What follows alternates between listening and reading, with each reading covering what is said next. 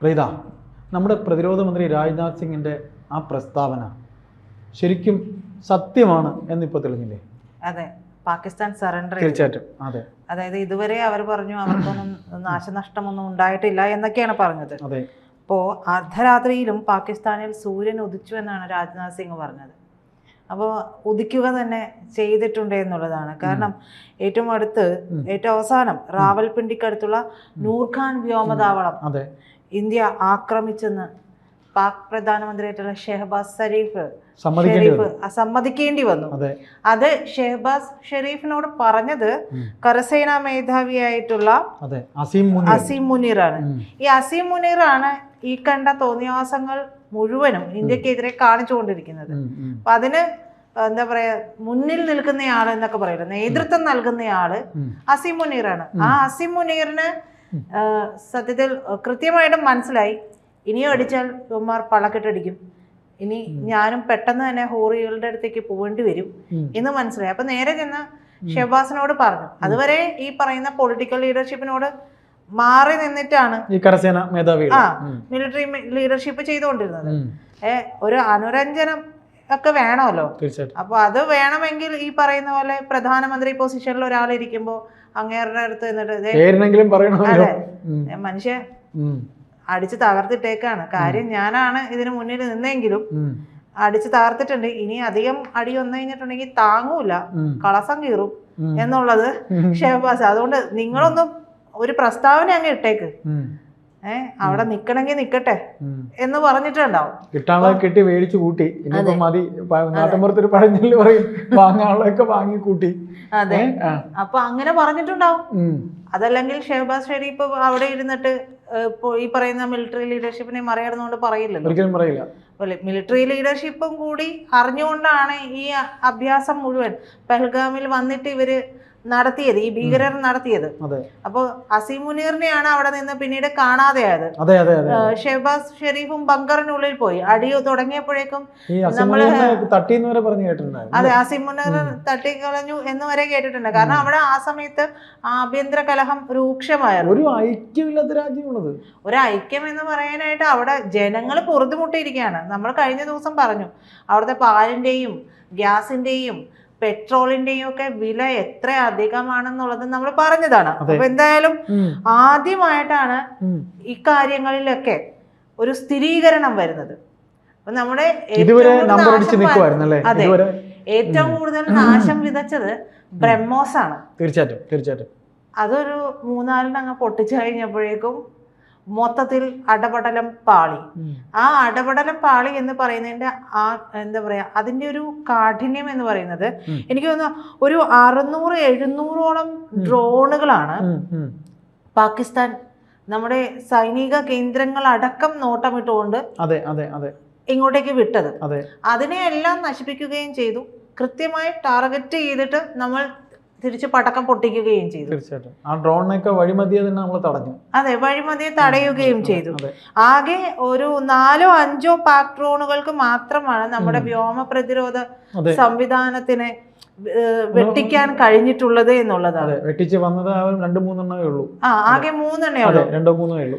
അപ്പോൾ ഇതെല്ലാം തകർത്തു എന്നുള്ളത് അവർ സമ്മതിക്കുന്നത് നമ്മൾ മുൻപ് പറഞ്ഞതുപോലെ തന്നെ അവരുടെ തോൽവി സമ്മതിക്കൽ കൂടിയാണ്.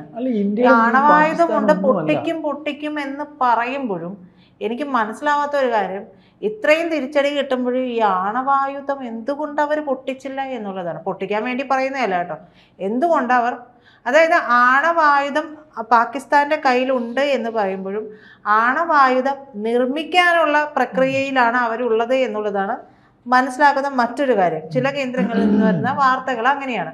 അതായത് ആണവായുധമായിട്ട് അവർ നിർമ്മിച്ചിട്ടില്ല, അതിന്റെ ഒരു പ്രോസസ്സിംഗ് നടക്കുമല്ലോ, ആ പ്രോസസ്സിംഗ് അവിടെ നടക്കുന്നുണ്ട് എന്നുള്ള വിവരങ്ങളും ഒരു ഭാഗത്ത് നിന്ന് വരുന്നുണ്ട്. പരീക്ഷണശാലകളുണ്ട്. അപ്പൊ ആ പരീക്ഷണശാലയ്ക്ക്, അതാണ് കിർന കുന്നിലേക്ക് ഇത്തരത്തിൽ മിസൈൽ പതിച്ചു എന്നും ആദ്യഘട്ടത്തിൽ അവിടെ നിന്ന് ആണവ വികിരണം ഉണ്ടായി എന്നുള്ള വാർത്തകൾ വന്നത്. ഇപ്പോൾ അന്താരാഷ്ട്ര ആണവോർജ ഏജൻസി തന്നെ പറഞ്ഞിട്ടുണ്ട് അവിടെ അങ്ങനെ ഒരു സംഭവം ഉണ്ടായിട്ടില്ല എന്ന് പറഞ്ഞിട്ടുണ്ട്. ഇനിയും അടിച്ചിട്ടുണ്ടെങ്കിൽ ഒരുപക്ഷെ നമ്മൾ അതൊന്നും നോക്കില്ല, എന്നുള്ളത് തന്നെയായിരിക്കും ഒരുപക്ഷെ ഇന്ത്യയുടെ തീരുമാനം. കാരണം ആ കിർന കുന്നിലാണ് എന്നുള്ളത് ഇവർ ഇത്തരത്തിലുള്ള വാർത്ത പടച്ചു വിട്ടപ്പോൾ അവിടെയാണ് ഇവരുടെ ആണവോർജ നിലയം ഉള്ളത് എന്നുള്ളത് മനസ്സിലായി തന്നെ നമ്മുടെ വിങ് കമാൻഡേഴ്സ് ഒക്കെ വന്നിരുന്ന് അദ്ദേഹമൊക്കെ സംസാരിക്കുമ്പോൾ പറഞ്ഞു, ഓഹോ അപ്പൊ അവിടെയാണ് ഇത് ഉള്ളത് എന്ന് നിങ്ങൾ പറഞ്ഞതിന് നന്ദി എന്നുള്ള രീതിയിലായിരുന്നു അദ്ദേഹത്തിന്റെ പ്രതികരണം വന്നത്.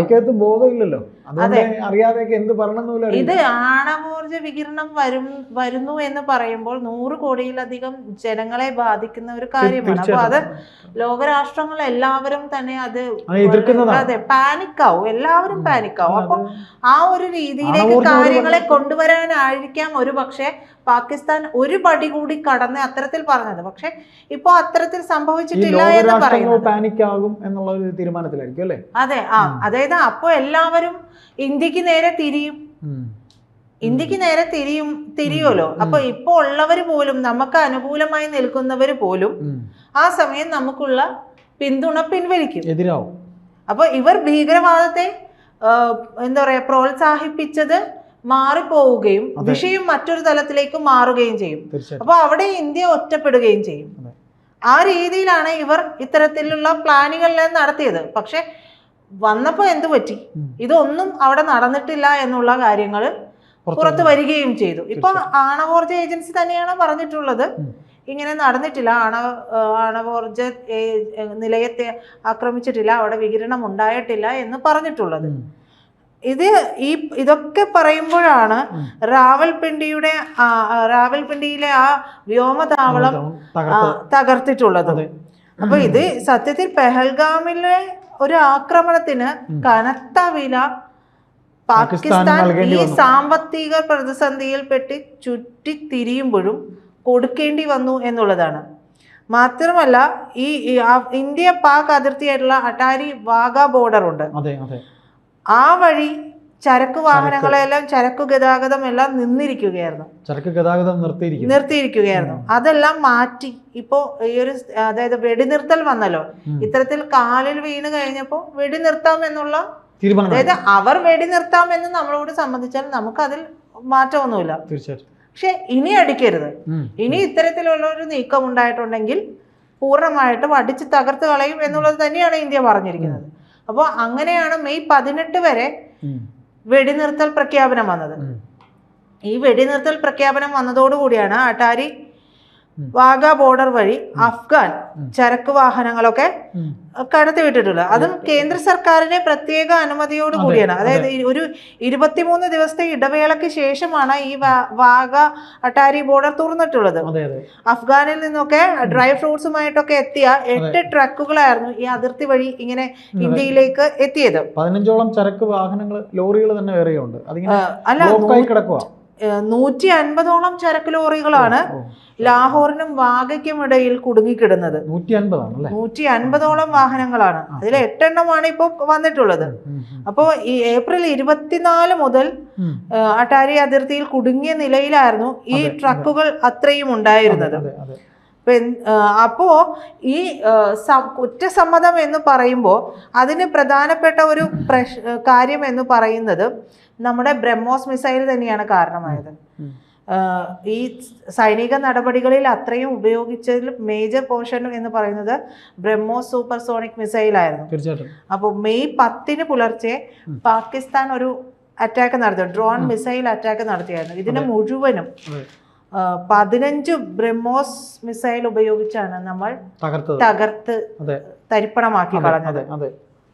നമ്മുടെ 1 by 1 ആയിട്ടുള്ള സൈനിക എന്താ പറയാ ടോപ്പ് ടു ഡൗൺ വരെയുള്ള പോയിന്റ് ഔട്ട് ചെയ്തിട്ട് നമ്മുടെ എല്ലാ ഇത്തരത്തിലുള്ള വ്യോമ താവളങ്ങളും ഒക്കെ മുൻനിർത്തിയാണ് ഇവർ ഈ ഡ്രോൺ മിസൈൽ ആക്രമണം ഒക്കെ ആസൂത്രണം ചെയ്തതും അവർ ഇങ്ങോട്ടേക്ക് മിസൈൽ ഒക്കെ വിട്ടതും. അപ്പൊ അതിനെല്ലാം തന്നെ നിശേഷം അവർ 600-700ഓളം ഡ്രോണുകളെ ഇങ്ങോട്ടേക്ക് വിട്ടിട്ടുണ്ടെങ്കിൽ വെറും 15 ബ്രഹ്മോസ് കൊണ്ട് നമ്മൾ അവരെ ഒന്നടക്കം തകർത്ത് തരിപ്പണമാക്കി. 4-5 ഡ്രോണുകൾ മാത്രമാണ് നമ്മുടെ വ്യോമ പ്രതിരോധ സംവിധാനത്തിന് തകർക്കാൻ കഴിയാതെ വന്നിട്ടുള്ളത്. അതെ. അതും നമ്മൾ പറയുന്നുണ്ട്. അവിടെ നമ്മൾ നുണ പറയുകയല്ല, തീർച്ചയായിട്ടും നമുക്കും ഇങ്ങനെ സംഭവിച്ചിട്ടുണ്ട് എന്നുള്ളതാണ് പറയുന്നത്. ചെയ്ത കാര്യം ചെയ്തെന്ന് തന്നെ പറയണല്ലോ. അപ്പൊ അത് പറഞ്ഞിട്ടുണ്ട്. അപ്പൊ അത് പറയുകയും ഈ തരത്തിൽ ബ്രഹ്മോസിന്റെ ഒരു എന്താ പറയാ അതിന്റെ കരുത്ത്, ശക്തി ഒക്കെ പാകിസ്ഥാൻ ശരിക്കും മനസ്സിലാക്കി കൊടുത്തു. അത് നമ്മൾ ബ്രഹ്മോസിന്റെ പരീക്ഷണം ഒക്കെ നടക്കുമ്പോഴും വാർത്തകൾ വരുന്നുണ്ട്. അത് എല്ലായിടത്തേക്കും പോവുകയാണല്ലോ. ഒരു രാജ്യം ഈ മിസൈൽ പരീക്ഷിക്കുന്നു എന്ന് പറയുമ്പോൾ ആ വാർത്ത എല്ലാ രാജ്യത്തും ശ്രദ്ധിക്കും. അതെ, ഒരു വാർത്തയാണ്. അതെ. അപ്പൊ പാകിസ്ഥാൻ വിചാരിച്ചത് എന്താണ്? കഴിഞ്ഞ ദിവസം ചേട്ടൻ തന്നെ എന്നെ ഒരു ട്രോള് കാണിച്ചു തന്നു. ട്രംപ് ഇരിക്കുകയാണ്, നീ അപ്പൊ ഷീ ജിൻപിങ് ചോദിക്കുകയാണല്ലോ, എന്തിനാണോ ഇത് കൊടുത്തത് എന്ന് ചോദിക്കുമ്പോ ട്രംപ് ചോദിക്കുന്നുണ്ട്, എന്തിനാണോ ഈ പറ്റിക്കാനുള്ള സാധനം കൊടുത്തതെന്ന് ചോദിക്കുമ്പോൾ. അതെ. അപ്പൊ ഷീ ജിൻപിങ് പറയുന്നുണ്ട്, ഞങ്ങൾക്ക് ഇതൊക്കെ നടക്കില്ലോ എന്ന് അറിയണ്ടേ. ഇവന്മാര് അത് മാത്രമല്ല, ഇവന്മാരെല്ലാം കടമാണ് വാങ്ങുന്നത്. ഇവന്മാര് കടം വാങ്ങുകയാണെന്ന് പറഞ്ഞ. അപ്പൊ അതെ. അപ്പൊ ചൈനയുടെയും തുർക്കിയുടെയും ഒന്നും ഡ്രോണുകളും മിസൈലും കൊണ്ട് പാകിസ്ഥാൻ ഇന്ത്യയെ ആക്രമിച്ച് കീഴടക്കാം എന്നുള്ള വ്യാമോഹം കൊണ്ടൊന്നും ഇരിക്കണ്ട. അത് പാകിസ്ഥാന് കൃത്യമായിട്ട് മനസ്സിലാവുകയും ചെയ്തു. പാകിസ്ഥാന് ഒരു കാര്യം കൂടി മനസ്സിലായിട്ടുണ്ടാവും, ഇവന്മാര് പറ്റിച്ചതാണ്. ആര്? ചൈനയും തുർക്കിയും പറ്റിച്ചതാണ്. ഈ എന്താ പറയാ, ഒരു കാശിന് കൊള്ളാത്ത കളിപ്പാട്ടം കണക്കുള്ള നനഞ്ഞ പടക്കങ്ങളാണ് ഇവന്മാര് തന്നത്. ബ്രഹ്മോസിന്റെ അടുത്ത് പിടിച്ചു നിൽക്കാൻ പറ്റില്ല എന്നുള്ളതും കൂടി മനസ്സിലാക്കി കൊടുത്തിട്ടുണ്ട്.